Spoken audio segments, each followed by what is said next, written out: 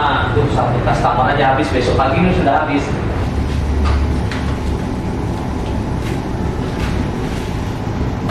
Tuh.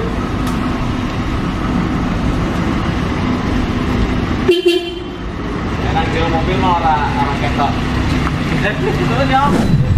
Berikan suatu kisah pada zaman Rasulullah SAW.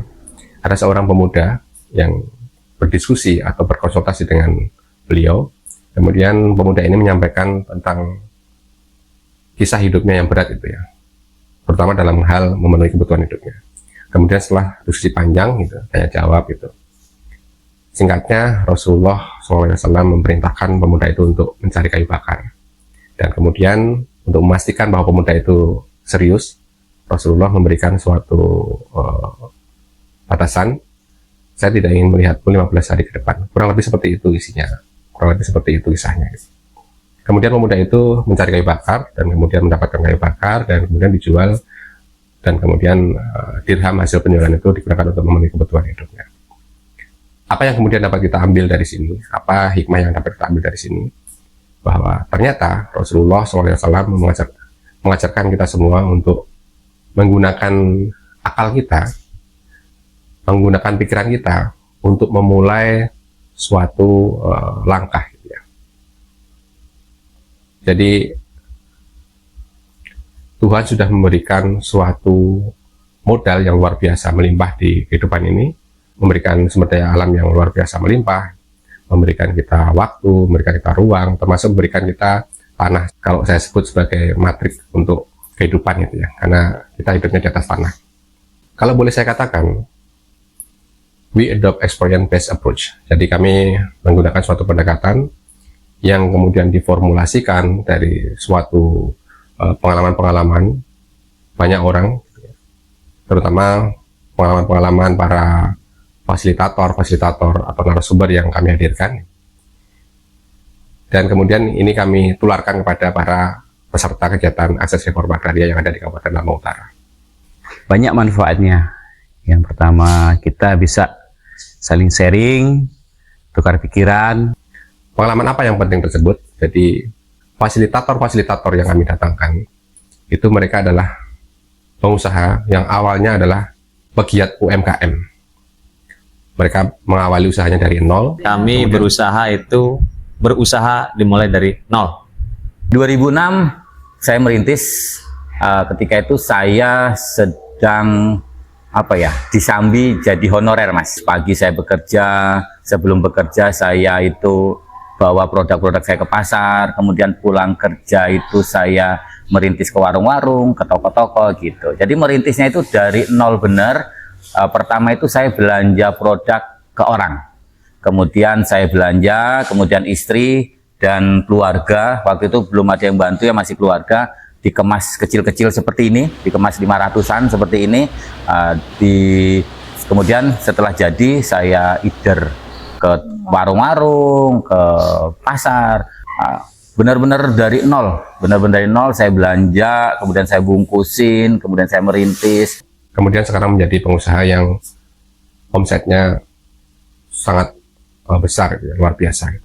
Awalnya, seperti halnya kebanyakan para pelaku UMKM, para pegiat UMKM gitu ya, mereka ini memiliki stigma bahwa untuk mengembangkan usaha itu perlu modal.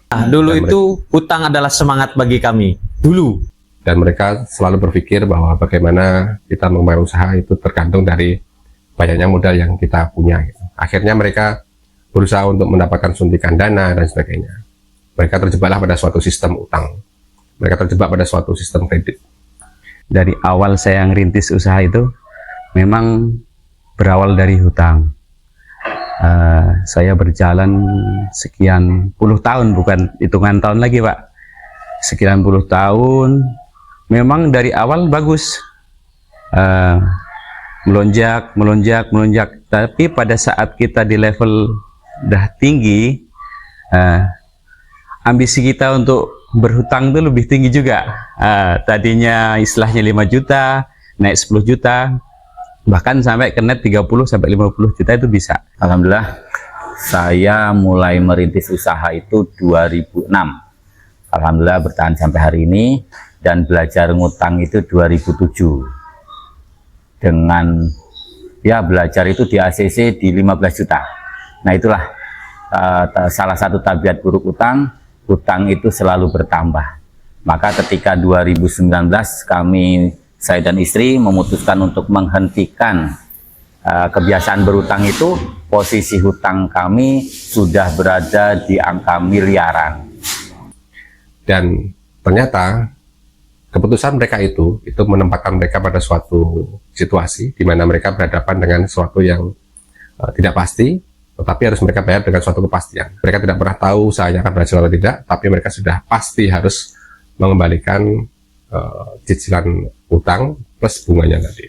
Kemudian mereka merasakan bahwa situasi tersebut tidak menguntungkan untuk mengembangkan usaha. Ibaratnya kecekik dengan hutang itu kita sendiri, karena timbulnya besar pasak daripada tiang gitu Pak. Akhirnya kita tiap hari bekerja nyari rezeki sana sini, akhirnya hanya untuk nutupin utang.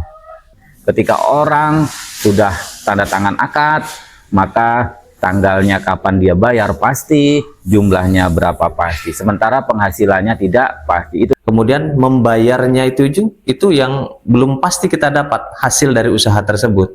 Ini akan terasa berat. dari 2006, dulu saya merintis di 2006 itu banyak sekali teman-teman UMKM kami. Kemudian kami itu sering kumpul-kumpul, bahasanya itu ngopi bareng, arisan sama-sama teman gitu. Dan bahkan jumlahnya itu luar biasa, ratusan. Bahkan keluarga itu sering-sering saling mengenal lah. Dan sedih saya Mas, sedih hari ini teman-teman saya itu sudah habis. Yang bertahan itu tinggal hitungan jari. Nah, kenapa kok bisa habis? Kok cuman kami-kami yang bisa bertahan? Ternyata setelah melalui proses berjalannya itu, ternyata ya karena faktor TBU tadi, tabiat buruk utang.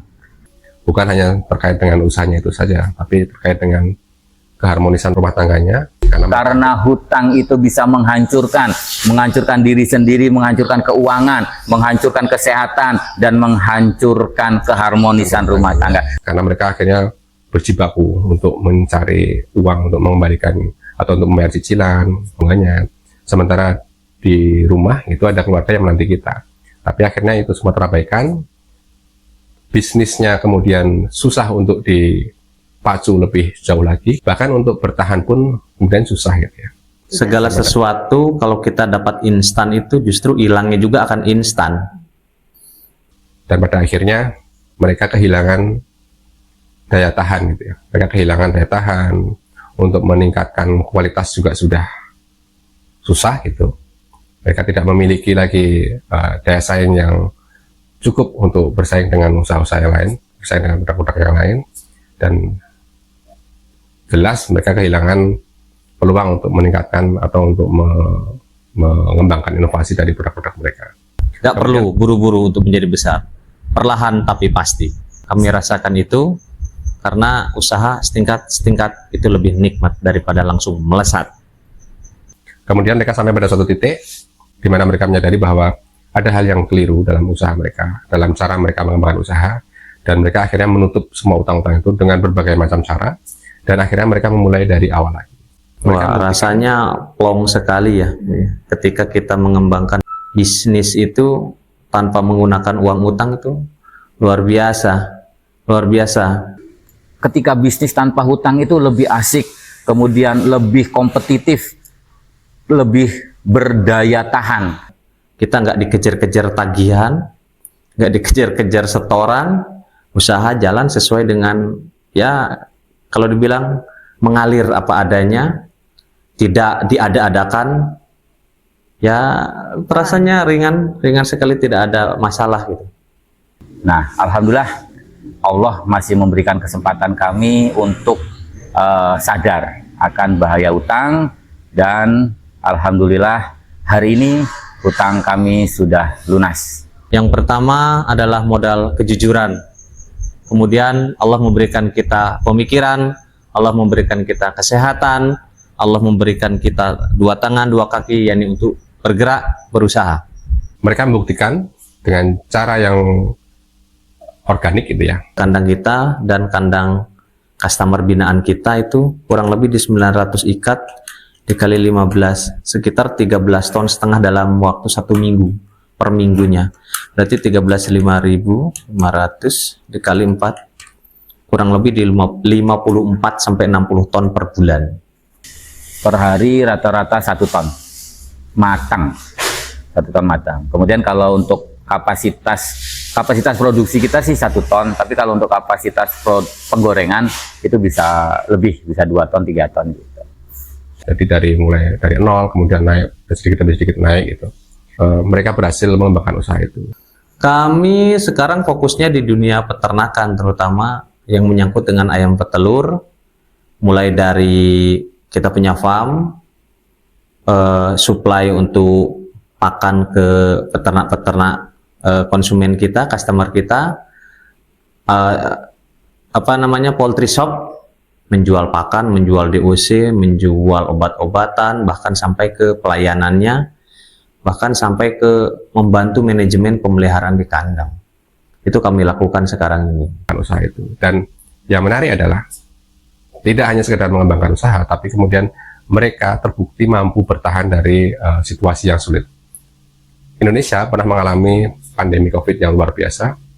Jangankan para pelaku usaha yang tidak pasti penghasilannya, para karyawan, pegawai yang tiap bulan mendapatkan gaji pun mereka luar biasa pontang-panting, luar biasa kesulitan dalam memenuhi kebutuhannya. Dan tentu para pelaku usaha ini lebih berat lagi mengalaminya, karena mereka harus berjuang dengan yang tidak pasti, yaitu penghasilan mereka tidak pasti. Selama ini pun tidak pasti, apalagi pada saat COVID. Tetapi mereka terbukti berhasil menghadapi itu semua.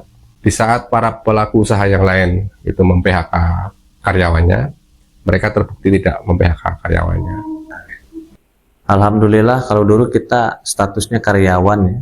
Sekarang karyawan kita sudah di 14 orang. 14 orang. Itu di kandang sama di kantor ataupun gudang ini terbagi-bagi. Alhamdulillah per hari ini 80. Bahkan mereka kemudian produktif untuk berinovasi, mengembangkan produk-produk yang baru, dan kemudian sukses untuk melewati suatu pandemi yang sangat berat itu ya, suatu pandemi yang luar biasa dapat dengan mudah meruntuhkan usaha-usaha yang memang fondasinya tidak kuat. Dan akhirnya mereka ini kami ajak untuk ikut membangun atau ikut menularkan ilmu-ilmu mereka itu kepada para peserta kegiatan akses reforma agraria yang ada di Kabupaten Lampung Utara. Jadi tidak ada yang kasih pinjam uang, tidak melakukan pinjaman juga.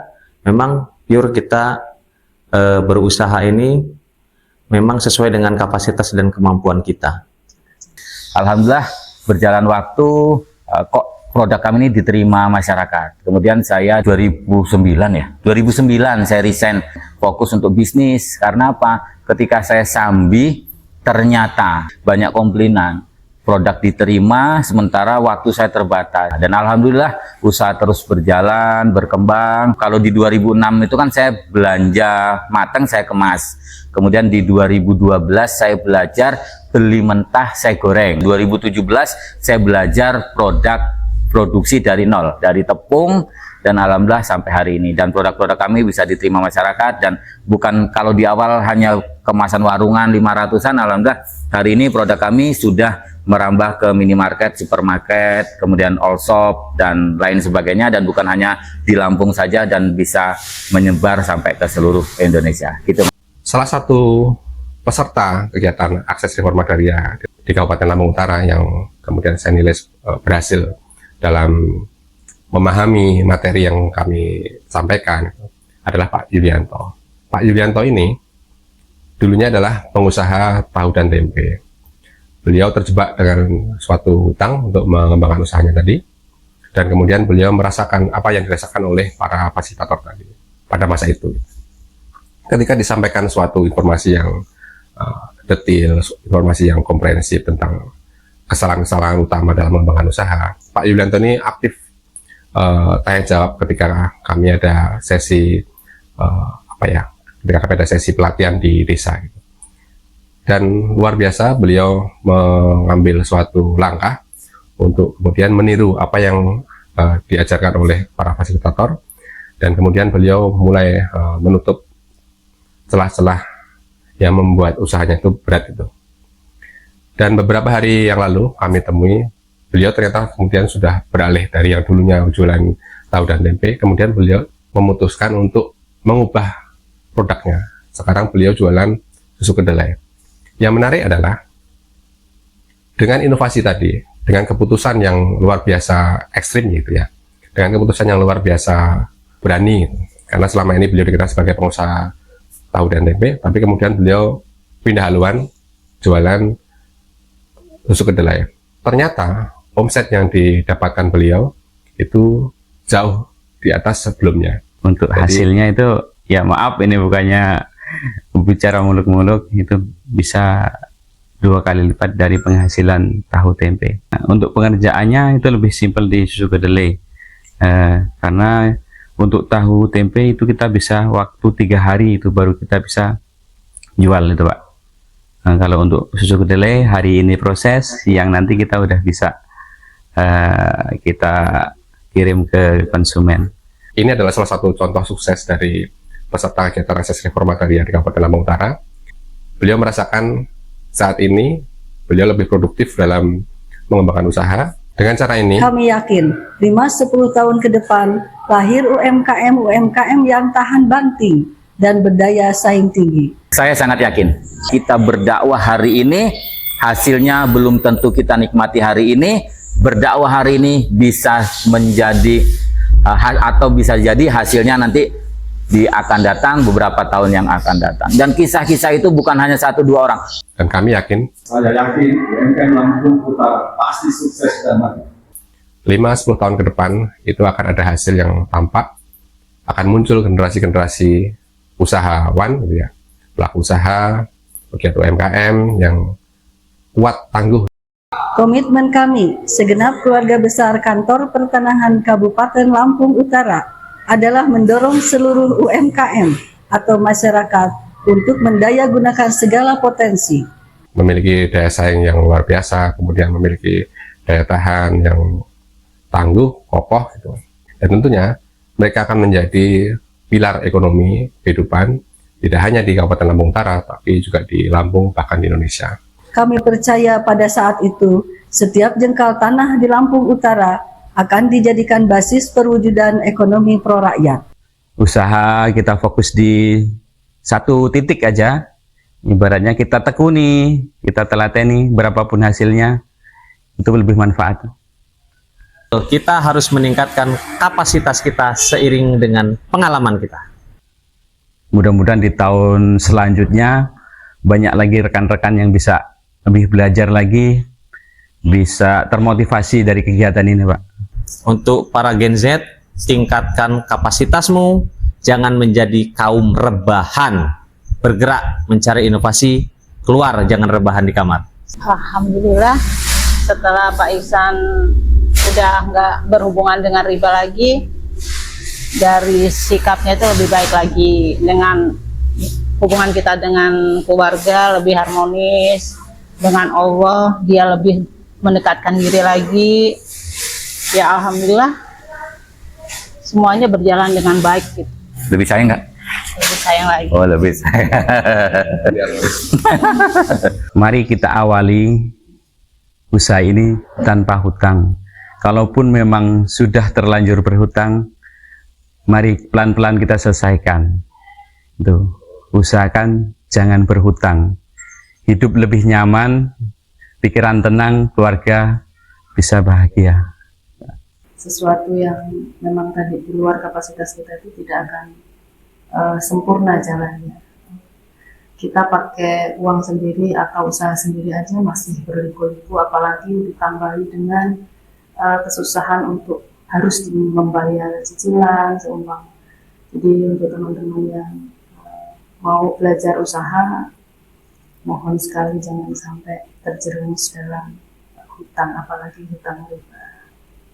Gitu. Jadi pesan saya untuk teman-teman UMKM, ayo coba berbisnis, tinggalkan hutang, tinggalkan stigma bahwa bisnis itu tidak berjalan ketika nggak ada modal, ketika tidak pinjam atau tidak berutang.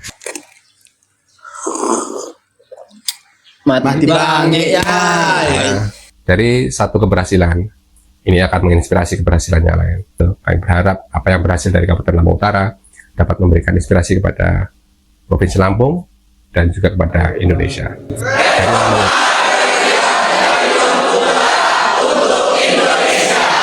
Pesan-pesan untuk teman-teman pelaku UMKM ya. Jadi dalam usaha itu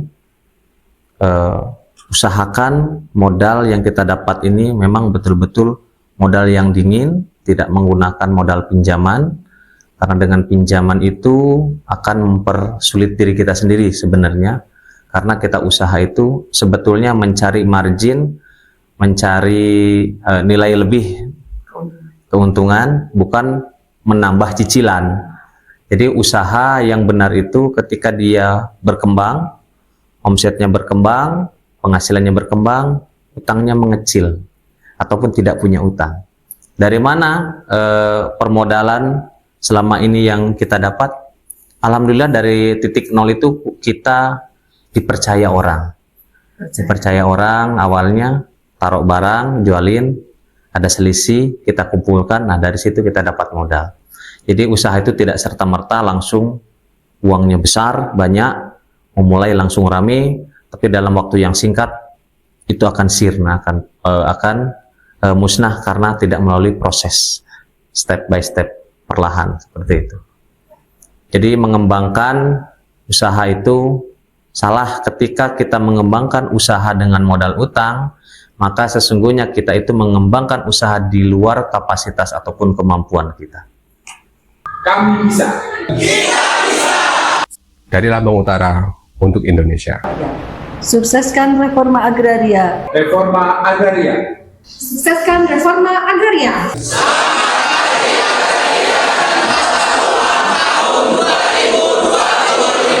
Maju terus Kementerian Agraria dan Tata Ruang. Dari Lampung Utara. Dari Lampung Utara untuk Indonesia.